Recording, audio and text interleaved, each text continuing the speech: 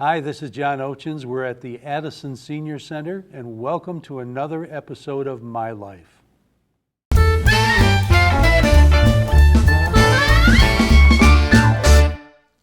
We're talking today with Pat Schnur at the Addison Senior Center. Now, Pat's involved with a lot of very important things in this community, and we're going to get to those. But first, I'd like to talk to Pat more about her personal life. Pat, well, we won't get too personal, but just give me an idea. Now, where are you originally from, Pat? I was born in Detroit. Whereabouts in Detroit? Right down on the east side. On the east side. You're an east sider. Mm-hmm. Where'd you go to school there? That's a good question. I forgot already. That's okay. Tell me a little bit about your parents. Now, what did your dad do? My father had his own business. He built elevators, repaired them, so forth. And then in 1945, his business was burned to the ground. Somebody got in and was sleeping overnight there and must have started a fire or something and burned it down to the ground. So what did he do then? Then he had to start from scratch again, but he did. And he continued his business then, is what he did? Yep. Was your mother involved in that business too? No, my mother and father got divorced. My mother had problems, so he remarried, and he did fine. And you continued to live with your dad, did you? No, I lived with my mother. With your mother, okay. Did you have any brothers or sisters? I had a stepbrother, yes. Is he in the area? He's in Holly. So he's not that far away No, then. I look after him. Okay. Where did you go to high school down there? I went to high school in Utica. In Utica? Yeah. So you eventually moved over on the We east kept side. moving. My stepfather had a piece of property. You know where the Ford plant is? Yes. On 23 Mile Road in Utica. Well, that's where my grandparents' property was. Oh, your grandparents had some property. And my stepfather out there. bought it from them, and then we lived there. And then we moved from there to a place farther on 23 Mile Road, a home. And we lived there from the time I was 10 years old. So your family is pretty well grounded on the east side then, over in the Utica area, aren't they? How long did your grandparents live over there? Geez. Back in the 30s. Now, were your grandparents born in this country, or did they Yes, come they here were. from abroad? My great-grandfather had a pig farm on 8 Mile Road. Owned property up Van Dyke and 8 Mile. Really? Up there, yeah. Well, Lord only knows that's not there anymore, Nope. right? There's probably a shopping center there. Right. My grandpa said he was taking a load of straw, hay, and it dumped right on the railroad, not railroad tracks, but the, what do you call those? Shoot. Well, anyway, he lost the hay. On the tracks. On the tracks. And he had to get it off there by himself real quick before it came through again, because that's how people were transported through the city at the time. Like streetcar? Streetcar, yes, Okay. I couldn't think of it, yeah. And he did that. And we laugh about it all the time when we think about it. Every time we used to cross the tracks, we'd think about that, Grandpa dumping it. Did you go to high school over in that area? No, I went to high school in Utica. In Utica, that's what I meant. Right. Yeah, Utica. Yeah, from 10 years old. I kept praying that my parents would get their act together and decide to stay in Utica because I liked the country. Sure. And because I was free all day long. When I was with my grandparents or home, I could go out all day long. Nobody would monitor me. I could, break rocks in half, do things like that, go down by the little pond and watch the frogs jumping around, things like that. And that's when I was really happy. What high school did you go to? Utica High. Okay. Now, did you go, tell me a little bit about your life after high school. Did you get a job? Did you go to college? I graduated, I was 16 when I graduated. Pretty good. Yeah, and then I went from there, I got a job in a restaurant. And then when I was 18, I moved out, and I got a job down in Detroit at Hudson's. So you went back towards Detroit.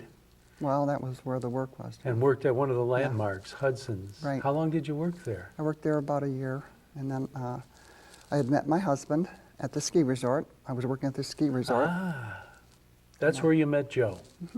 And which ski resort would this have been? Grampian, in Oxford. In Oxford. And our first place that we lived in after we were married was in Oxford, because we skied in the evening, always in the evening.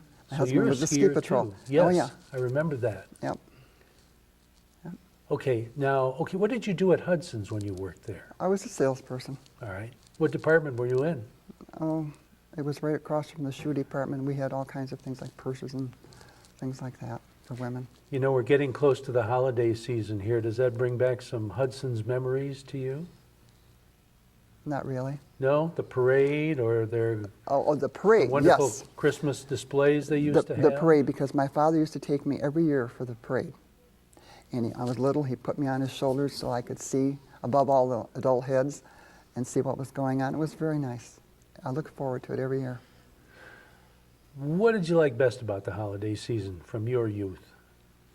For my youth, it's the getting together of the family. Nothing, presents, nothing like that meant anything, but the family getting together. Okay.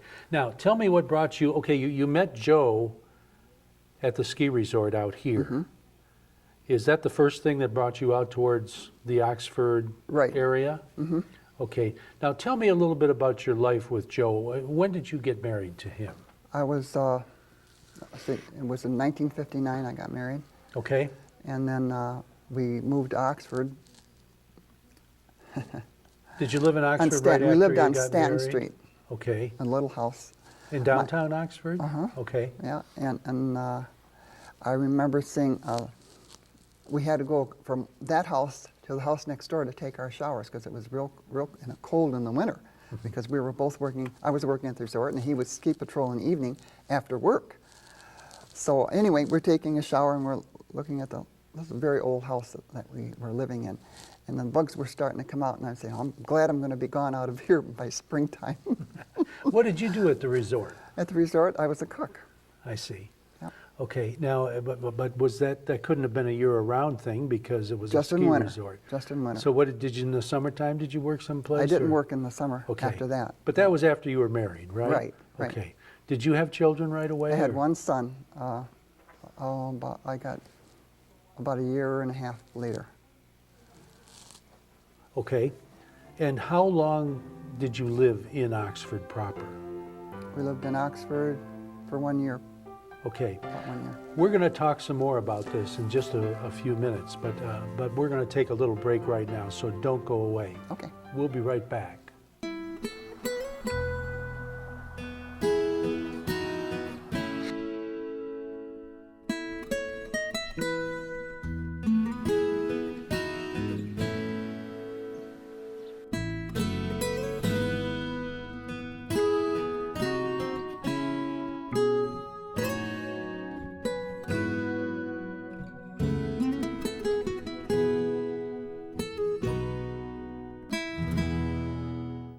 Hi, I'm Ben Affleck, and many actors have played the part of U.S. servicemen in the movies. But for veterans like James Crosby, their service and their sacrifice are real. And too often when they come home, their struggle continues. For over 60 years, Paralyzed Veterans of America has been fighting to help our injured veterans get the benefits they need and have earned. Paralyzed Veterans of America was there for me when I came home. Join me in supporting our paralyzed veterans. Visit pva.org. Here with Pat Schnur at the Addison Senior Center. Pat, okay, you told me now that you got married to Joe and you lived in Oxford. How long did you live in Oxford proper? It was until spring. We were in an apartment then. Well, he was finishing up his schooling and so forth. Mm-hmm. He was going to Wayne State, wasn't he? Yeah, he got his degree. And then he was working at Chrysler. And then I had gotten pregnant and I had my son. And then we lived in an apartment there till spring. And we found a place in Lake Orion, on the lake. How nice. And it was really funny. We didn't have enough for a deposit. So two friends of ours, actually my grandparents loaned me $250, and then another friend of Joe's loaned him $250 from work. And they said, you'll never get it back. Well, we had both paid off in 6 months because we didn't buy anything until that was paid. How long did you live in Lake Orion? 38 years. I bet you have some good memories from living on the lake. We do, because we went water skiing, we went ice skating on the lake in the winter, and then we sailed. And when we got more money as time went on, we Sure. saved our money.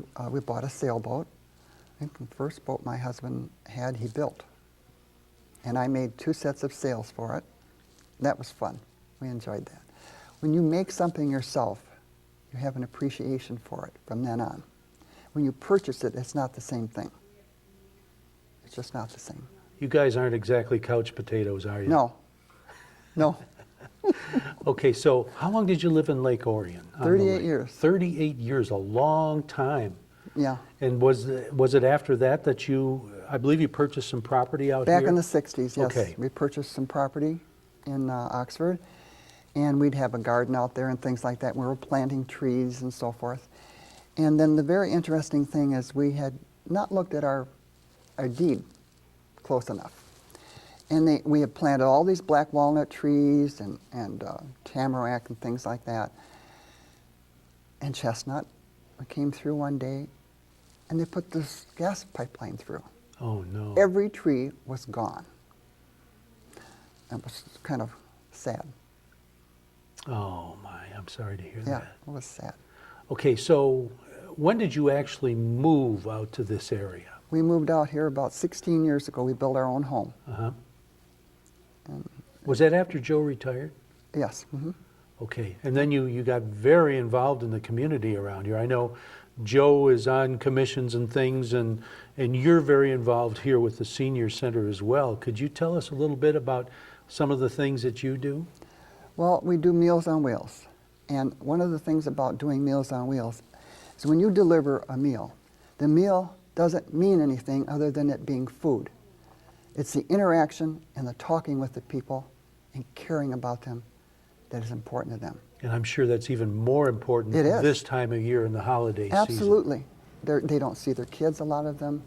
It's just, the world is so different now from when I was a kid. Because you had family, you had a father and a mother around, unless something had happened or something. And you had your grandparents. People don't have that anymore. Right. And it's sad. Tell me a little bit about that program. Is there because it's important this time of year especially, is there a shortage of people to help deliver these Meals on Wheels? Absolutely. We don't have enough drivers. We have a young man now who's come in. He's doing a wonderful job. People have to work for a living. Right. So we're getting retirees, and we had Pug Lawrence, 90s. He had a stroke, heart attacks, all these kinds of things. But here he was in his 90s, still delivering Meals on Wheels. Does that tell you something? People are important. If somebody wanted to volunteer, who would they call, and what would their qualifications be? They just can't have an arrest record of, Right. bad things. Other than that, anyone can come.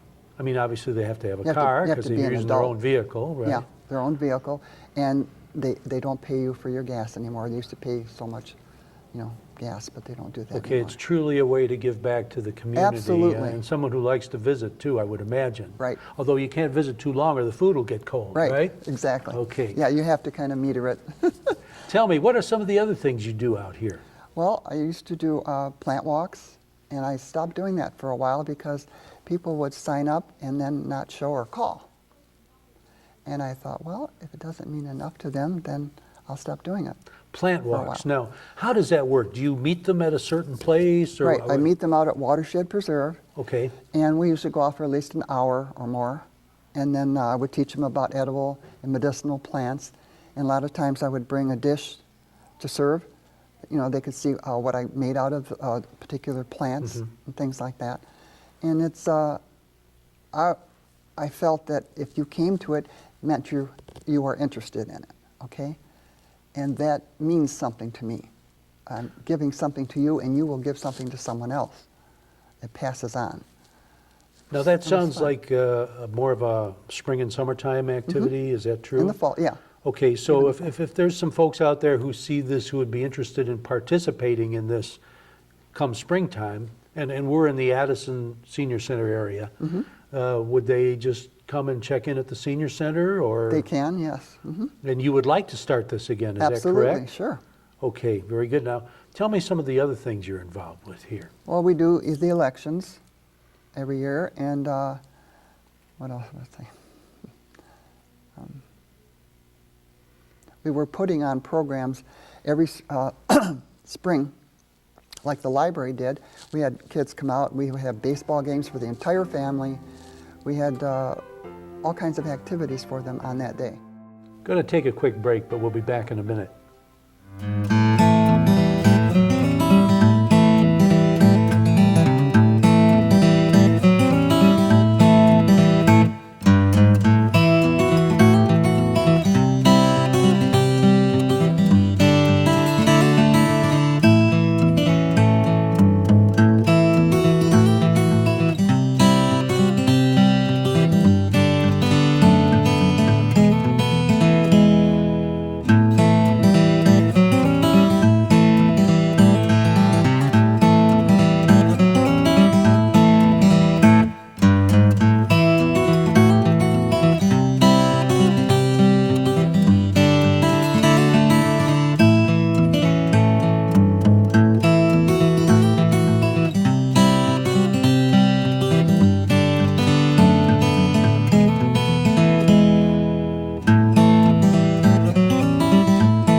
Okay, Pat, now we're going to ask you some questions that we ask of all the people that we interview, okay? Some questions about your life.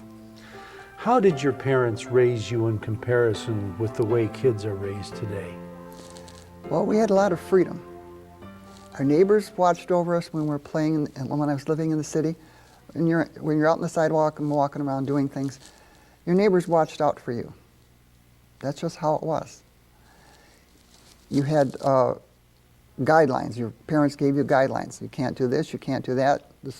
And there's a fellow who lives down the other end there, there's something wrong with him. Don't go down there alone. Some of those things. And when I lived in the country, I had complete freedom. I already knew what to look out for and all these kinds of things.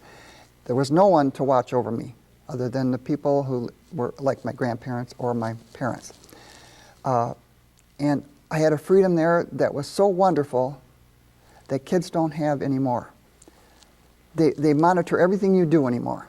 Well, you shouldn't be doing this and you shouldn't be doing that. If the parents were not letting the kids on the iPads and playing these games, and the parents spent more time out in nature with their kids, teaching them about nature, they'd be gentler, they wouldn't be fighting, they wouldn't be bullying other kids. The parents are not monitoring their children. They're giving them a game to play. Go play that game or go watch TV. Get up off your bottom and get out there with your kids. In nature. Did you have dinner together every night? Absolutely. Absolutely. I kind of figured that. Yeah. Okay. How has a woman's role changed in the space of your lifetime? Well, it started with my mother. My mother wanted a career. My mother was a buyer. She bought for Saks Fifth Avenue and places like that. Really? Yeah. In the Detroit area? Mm-hmm. Yeah, for many years. And then, of course, she retired. And that was a friction between my stepfather and my mother because she wanted a career and he didn't want her to have a career. He was Polish and he wanted a woman that belongs at home. Well, she didn't feel that way. And she got her way. So she worked for them for a long time. And Oh, I yeah. bet she was very successful, too. Right, she was. Ah, okay. How has technology changed things? And I think you've already partially answered this. And is it for the better or for the worse? For the worst, of course. They're always getting the mind to work or to look at something or to do something. Your mind has to have time to rest. It's like meditation. It's good for a person. You can't constantly have music on all the time. Or you can't constantly be running and doing things. You have to have downtime. Are you saying you shouldn't text at the dinner table? Absolutely. Oh, None of okay. it. Well, I just thought I'd double check. None of it. Or while driving. Different subject. How has food changed in your lifetime, and what's your favorite kind of food? My favorite kind of food is homemade bread. Do you make it yourself? Absolutely. Any special kind you like more than any other? Sourdough. Sourdough. Was this skill passed along to you from your... No. No, my uncle used to bring, on Thursdays, he used to come all the way to Utica, and he'd bring homemade bread. okay? Where'd he get it from, do you know? Or From a bakery. from a bakery? Yeah, yeah, he was a detective, and he used to stop on the way and bring the bread. I bet you look forward to that. Yep, that bread was one of my favorites. Is there anything that you would go back and do differently in your life if you had the opportunity? No. Every life experience that you have makes you a stronger person. What did you like to do for fun when you were growing up? What was your favorite thing? Growing up, being outside, being in nature, running along the creek. My brother and I used to have to walk to school. So as a result, sometimes my brother always had to do the boys' things. He'd be out I'd be walking the road, and he'd be walking in the cow field. And there'd be big hillocks like this and water in between. He'd be jumping from one to the other, and he'd always end up wet. My mother used to get so mad at him. What did your brother end up going on to do? He worked for Kelsey Hayes. Okay, and he's Yeah. retired now? He's retired now, And yeah. you said he lives in Lake Orion? Holly. Holly, okay. Yeah. Okay, very good. Have you traveled to any foreign countries in your lifetime? The Bahamas is about the only place. Okay, what was your favorite vacation? The Bahamas. Yeah, it was was nice, beautiful huh? there. Ah. To see the ocean and the things that are in the ocean that I never had that experience before. We were, there was a tidal basin, and there were big, huge fish in there. And I was snorkeling, and I had my head down, and I'm looking. I had studied all the fish and all the things that were poisonous and things like that. And when we got there, here I am looking down, and I see jellyfish coming up at me. I got out of the water so fast you wouldn't believe it. And I'm standing on the shore. And my husband comes by, and he doesn't see me looking around. And he sees me on shore. He says, "What are you doing on shore? Did you see that barracuda?" And I said, "What barracuda?" He said, "That huge barracuda that came through here." I said, "No, I saw jellyfish." It was kind of funny. It was fun, though. It was wonderful. It was an experience. We went on this one island, and on this island, all the people there looked alike. They were all intermarried over the years, and they all looked alike. We kept looking. We couldn't believe it. We'd never seen anything like that before. How long ago was that when you were there? My son was 18, and he's in his 50s now. Okay. Would you like to go back? I don't think the experience would be the same. Yeah. Yeah. All right. Probably not the same jellyfish are there. No. What music did you listen to growing up? Classical. Did you really? Yeah. And what caused that? Did your parents like classical music? No. Or? I turned on the radio. I used to listen to like Inner Sanctum and things like that. Sure. And then I always used to do ballet dancing or sing. I would sing with the music. I love music. What was your favorite composer? Do you remember? Tchaikovsky. Did you like his piano concertos? Oh yeah, I play piano now. Yeah, I play piano and concertina and. Concert? You mean the Harp. accordion? Concertina? Mhm. No kidding. Yeah, I That's the accordion with the buttons. Yeah. Did you play polkas? No polkas. No polkas. No. Irish music and things like that, and all the hymns and things like that. Okay, different subject. What was school like for you? School? Well, I was in a country school, of course. Being in Utica, you used to have to walk to school. It was a 2-room schoolhouse with restrooms, things like that. 2 rooms. Mhm. Okay. How many Kindergarten grades? through 8th grade. Okay. Yep. It was quite an experience. I remember being embarrassed one time. I had been double promoted from the 2nd to the 4th grade. I was just learning how to add and subtract, and they double promoted me. And everybody's older than me, and the shock of all that. And I was a shy kid anyway. I remember getting up, and the teacher put this division problem on the board. And she called me up and made me do it. And I was scared stiff. And from then on, I was really shy after that. Boy, I said, nobody's ever going to do that to me again. Something tells me you really didn't have a tough time getting through school, though. No, but All right. it was hard for a shy kid because you have to read in class all the time and things like that. And One last question for you. If you had to give the kids of today some advice, what would it be? what would it be? Get out in nature and find out what the world is really like. Sounds like good advice to me. We're with Pat Schnur. Thanks for joining us.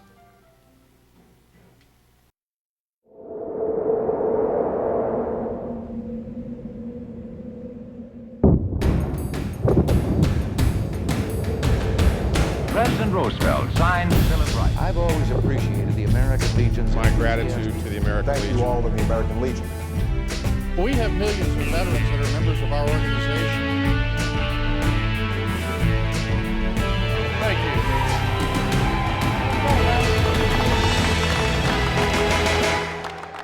The American Legion.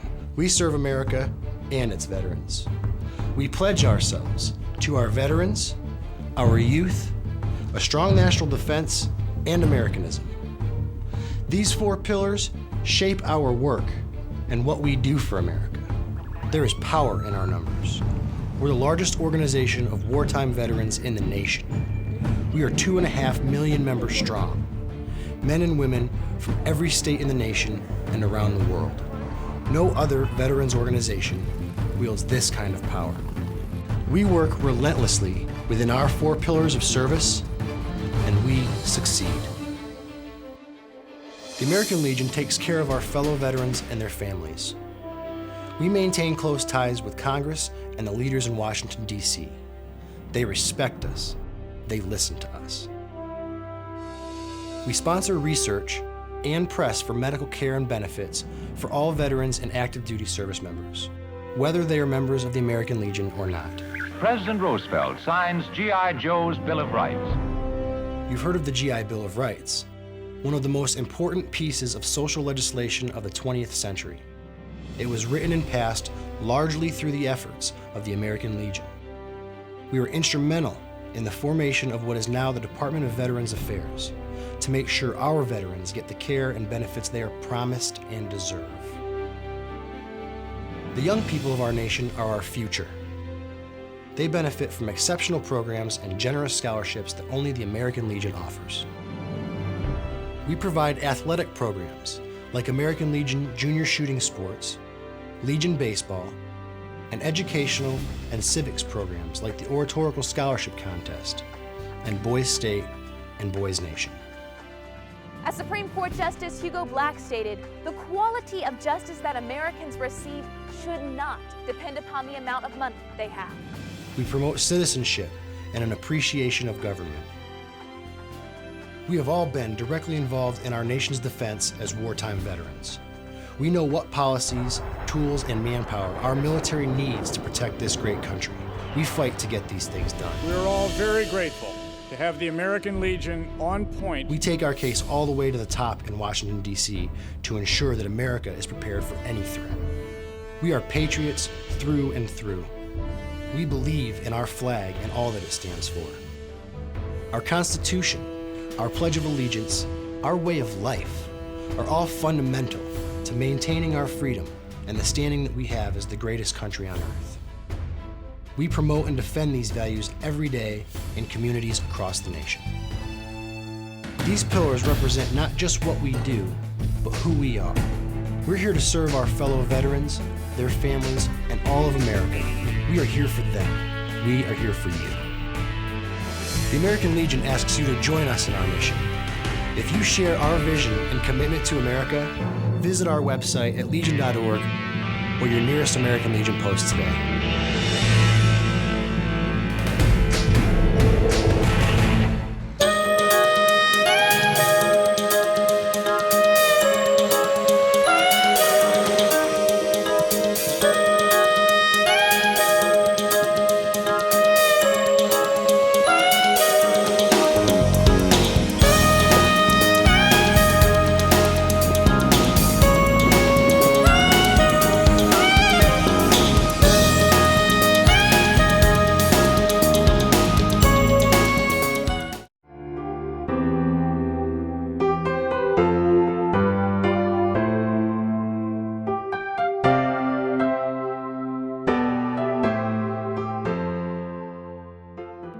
You're watching OCTV, Oxford Community Television, serving Oxford, Addison Township, and the village of Leonard.